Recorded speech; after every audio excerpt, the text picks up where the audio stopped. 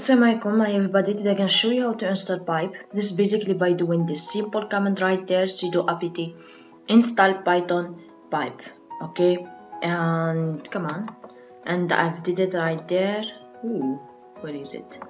Sudo apt install python-pip, and it takes some little time. Okay, just wanna tell you that why we should pop that, because sometimes you can, if we install it another way, we may get the problem of that you can do sudo pipe. That's it. So I think this is the right way to install pipe. Okay. Well, so as you can see here, if I put sudo pipe install simi, for example, or anything else, so again, no problem. Okay. Nice. Well, the problem I'm talking about is the problem of command not found, pipe command not found. So actually once you install it in the way that I've told about, you'll not find this problem. That's it. Thank you.